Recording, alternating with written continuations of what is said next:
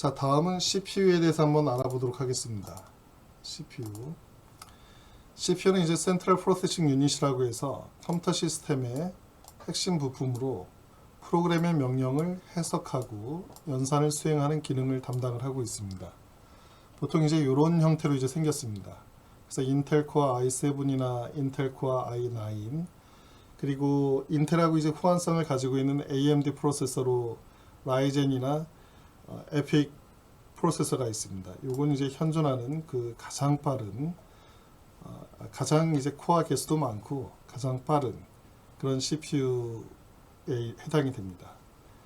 그래서 최근에 이제 제가 조사를 해봤더니 AMD 에픽 7662 같은 경우는 코어가 64개나 있습니다. 64개의 코어가 요 그 CPU 하나에 계산을 할 수 있는 코어가 64개가 있다는 얘기고, 그리고 이제 하이퍼 스레드를 사용을 하게 되면은 코어 하나당 이제 2개의 스레드를 쓰기 때문에 128개의 스레드를 우리가 동작을 시킬 수 있습니다.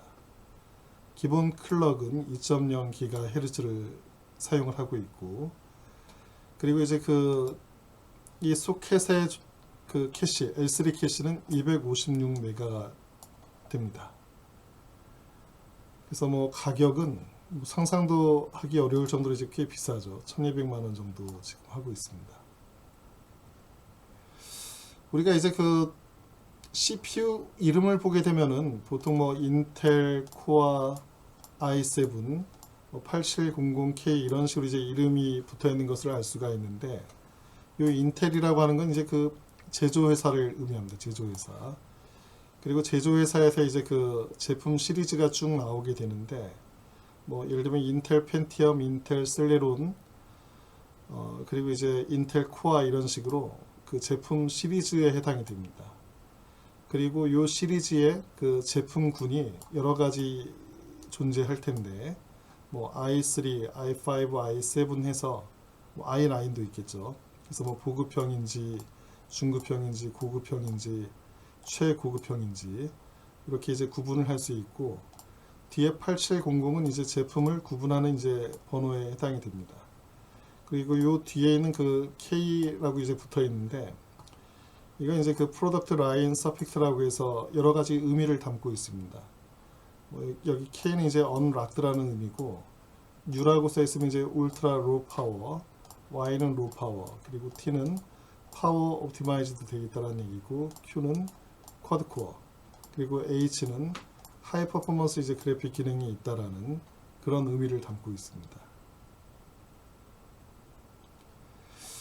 자, 요거는 이제 제가 그 컴퓨터 그 사양을 한번 좀 디테일하게 좀 보려고 설치한 프로그램인데, CPU-Z라고 하는 거는 여러분들도 이제 그 프로그램 다운로드를 할 수 있습니다. 그 www.cpuid.com으로 들어가게 되면은 이 프로그램을 이제 무료로 여러분들이 다운을 할 수 있습니다. 보시면 이제 그 CPU 탭을 갖다 클릭을 하시게 되면은 이게 인텔 코어 i7, 제 지금 컴퓨터입니다. 그리고 이게 코드명은 이제 커피레이크고, 그리고 TDP는 65W이고, 그리고 이 CPU를 갖다 이제 장착하는 소켓은 1151 LGA 소켓이다. 그리고 공정 기술은 지금 뭐 7나노미터까지 이렇게 나와서 이제 많이 사용하고 있지만, 요 i7 같은 경우는 이제 14나노미터 공정으로 만들어진 CPU에 해당이 되고, 그리고 요 CPU가 이제 제공해주는 인스트럭션들, 뭐 멀티미디어 익스텐전 인스트럭션을 포함을 해서 버추얼라이제이션을 제공해주는 VTX 인스트럭션 포함을 해가지고 다양한 형태의 이제 인스트럭션들을 제공을 해주는 것을 알 수가 있습니다. 이제 최대의 코어 속도는 이제 그 4GHz, 4289MHz니까 4GHz 정도 되는 코어 속도를 가지고 있고, 버스 속도는 이제 99MHz에서 이제 동작이 되고 있습니다. 그리고 이제 L1 캐시하고 이제 L2, L3 캐시는 사이즈가 이제 대략 이렇게 이제 되는 것을 확인을 할 수 있고, 전체 물리 코어 수는 이제 6개의 코어를 가지고 있고, 하이퍼 스레딩을 통해서 12개의 스레드를 사용을 할 수 있다는 얘기입니다.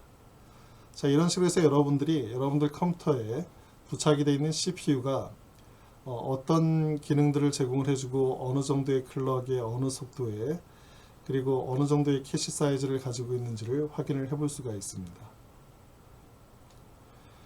자, 요 그림은 이제 뭐냐면은 여러분들이 CPU가 이제 지금 뭐 1150 몇 개 정도 되는 핀을 가지고 있기 때문에 너무 복잡해서 이 핀들 기능이 뭐 다 어떻게 이제 구성이 됐는지 뭐 이해하기 굉장히 힘들 것 같아 가지고 1978년도에 제작이 된 8086 프로세서의 그 사례를 가지고 간단하게 한번 얘기를 한번 해보겠습니다.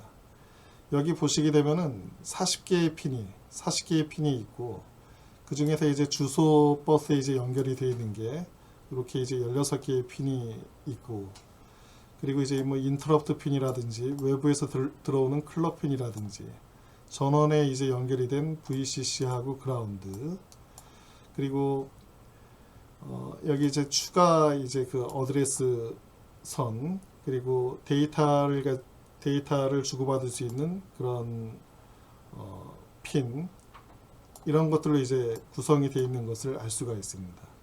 즉 여기 그림에서 보시면 이런 핀들이 이제 요거하고 이제 동일한 것이라고 생각을 하시면 될 것 같습니다. 그래서 지금 제가 사용하는 건 이제 커피레이크 그 코드명을 가지고 있는 CPU인데 보시면 이제 그 대략적으로 이렇게 이쪽으로 한 40개 정도 이쪽으로 또 한 40개 정도 해서 곱하면 한 160개 정도 되는 그 핀을 꼽을 수 있는 자리가 있는데 뭐 가운데는 비어 있습니다. 그리고 이제 대부분 다 여기 핀들이 쭉 존재를 하는데 뭐 요 부분만 확대해서 이제 보게 되면은 이렇게 이제 보이죠. 요 보이는 거. 여기 이제 핀이 하나씩 있다라고 이제 생각을 하시면 될 것 같습니다. 여기 이제 뭐 VSS라고 이렇게 되어 있는 거는 그 전원 핀을 의미를 하는 겁니다. 이게 그 CPU가 이제 여기 이제 부품이 많아지기 때문에 부품에 이제 전원 공급을 하는 게 이제 중요하기 때문에 상당수 뭐 수백 개 정도 되는 핀들이 전원하고 이제 연결이 되는 그런 핀으로 구성이 되어 있는 것을 알 수 있습니다. 이건 뭐 여러분들이 아마 컴퓨터 구조에서 이제 배웠을 내용인데 혹시 뭐 잘 모르는 친구가 있을 것 같아서 간단하게 그 CPU 동작을 한번 얘기해 보도록 하겠습니다. 조금 전에 봤던 이제 CPU가 있고 뭐 뒤에 이제 설명하겠지만 램이 이제 이쪽에 있고 이 램하고 CPU는 이제 그 버스라고 하는 걸로 이제 연결이 되어 있습니다. 데이터 버스 그리고 여기 어드레스 버스라고 하는 게 이제 있고 그리고 뭐 컨트롤 버스라고 하는 게 또 아마 이쪽에 있습니다. 그래서 이제 CPU는 이제 그 클럭이 이렇게 들어올 때마다 이제 동작이 되는 거고 여기 있는 이 램도 클럭을 통해서 이제 그 동작이 되는데 이 램에 있는 그 데이터는 읽혀져 가지고 그러니까 CPU가 이제 여기 그 주소를 갖다 지정을 하게 되면은 이 주소 버스에 이렇게 그 주소가 이제 가리켜지고 데이터를 리드 할 건지 라이트 할 건지 이렇게 요청이 가게 되면은 데이터를 리드 하겠다라는 핀에 그 시그널이 이제 들어가게 되면은 요 주소에 해당이 되는 데이터가 읽혀져 가지고 버스에 실리고 이 버스에 실린 이 데이터는 캐시를 통해서 레지스터로 데이터가 이제 들어오게 되는 겁니다. 이런 과정을 가리켜서 메모리에서 램에서 CPU가 명령어를 가지고 온다, 패치한다라는 얘기는 이제 명령어를 가지고 온다라는 얘기고 일단 명령어가 이쪽에 이제 들어오게 되면은 이 CPU는 이제 클럭이 뜰 때마다 이제 패치하고 그 다음에 이제 디코딩을 하고 그 다음에 익스큐션을 하는 그런 과정으로 동작이 됩니다. 자, 그래서 패치하는 과정을 갖다 이제 보시게 되면은 이쪽에 있는 주소에 지정이 된 곳에 해당이 되는 명령어를 레지스터로 이제 가지고 오는 것을 우리가 패치라고 이제 얘기를 합니다. 그리고 이제 디코딩을 한다라는 의미는 뭐냐면은 일단 이제 명령어를 가지고 왔으면은 이 명령어가 어떤 의미인지 예를 들어서 1001이 add 더하라는 건지 서브 뺄셈을 하라는 얘기인지 멀티플라이 하라는 얘기인지 디바이드 하라는 얘기인지 또는 IO 포트로 어떤 데이터를 보내라는 건지 메모리 특정한 번지로 점프하라는 것인지 이걸 해석을 하는 걸 갖다가 우리가 디코딩 한다라고 이제 얘기를 하는 것입니다. 디코딩을 하게 되면은 그 이후에는 해석된 명령어를 실제 동작을 시키는 그런 익스큐션 과정이 있습니다. 만약에 값을 더하라고 하게 되면 값을 더하고 빼라고 하게 되면 값을 빼거나 또는 뭐 곱하거나 나누는 이런 작업을 수행을 하는 것을 익스큐션 한다라고 이제 얘기를 하는 것입니다. 그래서 이제 패치하고 디코딩하고 이제 익스큐션 하는 순서가 무한히 반복이 됩니다. CPU 내에서 매 사이클마다 클럭이 들어올 때마다 클럭이 이렇게 들어올 때마다 매 사이클마다 컴퓨터는 작업을 수행을 하게 됩니다. 인스트럭션이 이제 그 단순한 거는 뭐 한 클럭에도 동작이 되고 복잡한 인스트럭션은 여러 번의 클럭에 의해서 작업이 이제 진행이 되는 것입니다. 자, CPU가 얼마나 빠르게 이제 동작을 하는지 아마 여러분들이 상상을 해야 되는데 그건 이제 뭐하고 연관이 되어 있냐면은 CPU를 갖다 이제 보시게 되면은 이 프로세서가 몇 기가헤르츠로 이제 동작을 하느냐라고 이제 써 있습니다. 3.6 기가헤르츠라는 얘기는 뭐냐면은 초당 3.6 곱하기 10의 9승. 기가라고 하는 게 의미하는 게 뭐냐면은 10의 9승을 갖다 이제 의미를 합니다. 10의 9승.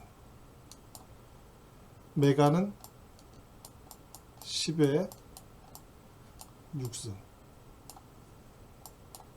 킬로는 10의 3승. 자, 그러니까 1000이라는 얘기고 이거는 100만이고 요거는 이제 그 10의 9승번 기가에 이제 해당이 되는 겁니다.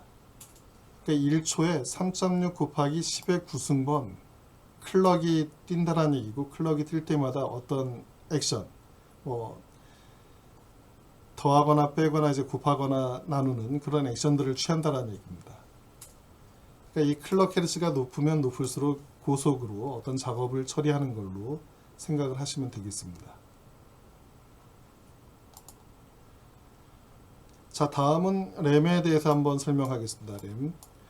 램이라고 하는 건 임의의 영역에 접근해서 읽고 쓰기가 가능한 주기억 장치를 우리가 랜덤 액세스 메모리라고 얘기를 하는 거고, 지금 우리는 DDR4 메모리를 사용을 하고 있지만 뭐 예전부터 이제 오래전부터 이제 사용하던 메모리 방식은 뭐 30핀짜리 SIMM이나 뭐 72핀짜리 SIMM 뭐 이런 거부터 해가지고 비교적 최근에 이제 그 240핀짜리 DDR2 DIMM을 사용을 했었습니다. 여기 SIMM이라고 하는 거는 이 PCB의 요 앞쪽에만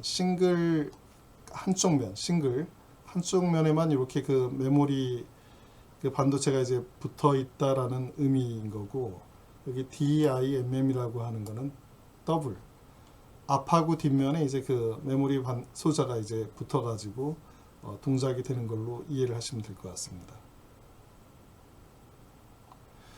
그래서 제 컴퓨터에는 4개 DDR4 메모리 슬롯이 있고 소프트 up to 64GB이니까 64GB까지 지원이 가능하다.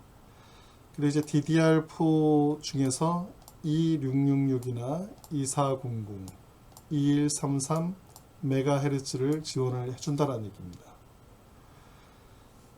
자, DDR4라고 하는 거는 더블 데이트 레이터 4고 그리고 싱크로너스 다이나믹 랜덤 액세스 메모리를 의미합니다. 생긴 거는 이렇게 생겼습니다. 그래서 여기에 그 핀이 총 288개의 핀이 듀얼로 이제 꼽혀 이렇게 부착이 되어 있다라는 얘기고, 그래서 이제 보시게 되면은 이 DDR4 S3M이라고 하는 거는 여러 가지 이제 스탠다드가 있는데 제 컴퓨터는 266에서 이제 2133까지 여기서부터 이제 요만큼을 갖다 이제 지원을 해주고 있다라는 얘기입니다. 그리고 요 DDR4 2133 같은 경우는 PC4 17000이라고 이제 되어 있는데 요 17000은 이제 의미하는 게 뭐냐면은 초당 17GB per 세크. 그러니까 원래는 17,000MB per 세크인데 기가로 이제 표현하게 되면 17GB per 세크로 초당 17GB만큼의 데이터를 전송을 할 수 있는 그런 성능을 가지고 있는 DDR4 메모리라는 얘기입니다. 이게 높으면 높을수록 이제 좋은 거고, 제 컴퓨터 같은 경우는 이제 그 2133MHz니까 2666이니까 PC4 21333, 그러니까 대략 21GB 바이트 퍼 세크로 데이터를 전송을 할 수 있는 그런 램을 사용을 할 수 있다는 얘기입니다.